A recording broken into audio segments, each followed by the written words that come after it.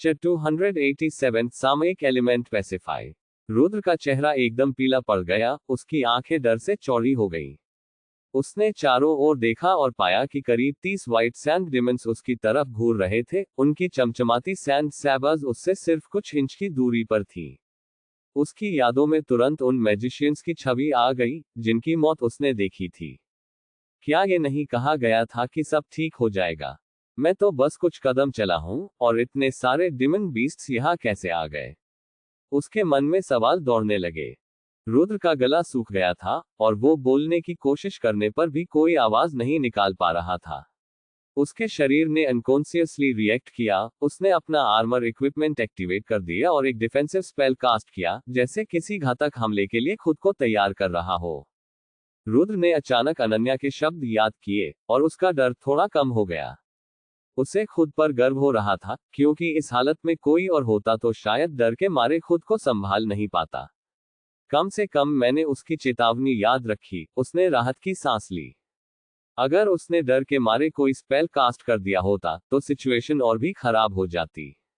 फिर भी, रुद्र अंदर ही अंदर थोड़ा दुखी था कि वो अपने ऊपर कुछ layers of light protection, sacred shield cast नहीं कर सकता था।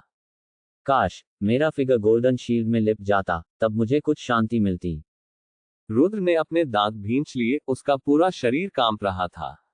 उसने स्पेल कास्ट करने की हिम्मत नहीं की, और बस वही व्हाइट सैंड डिमंस के बीच खड़ा रहा, उनकी हर मूवमेंट पर नजर रखे हुए। 3 मीटर लंबे और भयावह दिखने वाले व्हाइट सैंड डिमंस के सामने रुद्र किसी बौने की तरह दिख रहा था। उसकी नाजुक हड्डियां और मांस इन क्रूर सैंड सैबर्स का सामना नहीं कर सकती थी। हालांकि रुद्र ने अपने पैरों को हिलने नहीं दिया और अपनी जगह पर खड़ा रहा। दूसरी तरफ बाकी टीम के लोग उसकी हालत देखकर परेशान थे, खासकर कृति, जो लगभग आगे बढ़कर उसकी मदद करने के लिए तैयार खड़ी थी। इस बीच अनन्या एक स्काई ब्लू लोट्स की तरह रेगिस्तान के बीच एक शांत नदी पर खड़ी हुई थी। तेज हवा उसके लंबे, रेशमी बालों को लहरा रहे थे, जो एक हल्की खुशबू फैला रहे थे। उसके कोमल चेहरे पर पहले कभी ना देखा गया सीरियस लुक था, जैसे वो पूरी तरह से फोकस कर रही हो, और उसकी गहरी आंखें रुद्र की पोजीशन पर टिकी हुई थी। अनन्या ने अपनी आंखें बंद कर ली और अपने हाथों को एक दूसरे के ऊपर रखते हुए अपनी छाती के सामने रखा, जैसे वो अपनी आत्मा से कोई संदेश भेज रही हो, एक संदेश जिसे आम इंसान महसूस नहीं कर सकते थे। आरव, जो उसके पास खड़ा था, एक हल्का सा एनर्जी रिपल महसूस कर सकता था। उसने कई बार कोशिश की उस अजीब पावर को पहचानने की, लेकिन हर बार असफल रहा। ये शक्ति अनन्या की आत्मा से आ रही थी, वही इनविजिबल पावर जो उसकी आत्मा की गहराइयों से बाहर आ रही थी। पैसिफाई। अनन्या ने अपने साइकिक एलिमेंट का स्पेल कास्ट किया। जैसे ही स्टार पैटर्न पूरा हुआ, उसके पैरों के नीचे की सतह पर हल्की हल्की लहरें उठने लगीं, जैसे साफ पानी की सतह पर झिलमिलाती हलचल हो। अनन्या का छोटा सा शरीर धीरे धीरे हवा में उठने लग, मानो कोई अदृश्य शक्ति उसे ऊपर उठा रही हो। उसके पैर जमीन से थोड़े ऊपर लटक रहे थे, और वो किसी शांत झील की सतह पर अपने पैरों के बल खड़ी एक फॉरेस्ट एल्फ जैसी लग रही थी, जिसकी हरकतें बेहद नाजुक और शांत थीं। जैसे ही शांत झील की लहरें धीरे धीरे बाहर की ओर फैलने लगीं, व्हाइट सैंड डिमंस ने अपनी सैबर्स उठाने की तैयारी शुरू कर दी, मानो किसी मांस के टुकड़े को कुचलने वाले हों। इस नज़ारे को देखकर रुद्र के पैर कमजोर पड़ गए, और वो लगभग जमीन पर गिरने ही वाला था। व्हाइट सैंड डिमंस के रेत से बने चेहरे पर गहरी धंसी हुई, खोखली आंखें थीं, जिनमें एक उग्र, डार्क रेड रोशनी की चमक थी। वो अपनी शांत जिंदगी में किसी भी खलल को बर्दाश्त नहीं कर सकते थे, इसलिए अगर कोई ड्रिफ्टिंग सैंड रिवर में कदम रखता, तो वो बिना हिचकिचाए अपनी सैबर्स से उस पर हमला कर देते। लेकिन जब लहरें उनके शरीर पर पड़ी, उनका भयावह और क्रूर ओरा अचानक गायब हो गया, जैसे कि कोई पवित्र हवा ने उसे साफ कर दिया हो।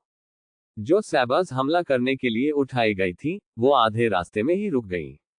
क्रीचर्स ने अपने सिर हिला दिए और अपने आसपास के माहौल को कंफ्यूज्ड एक्सप्रेशन से देखने लगे।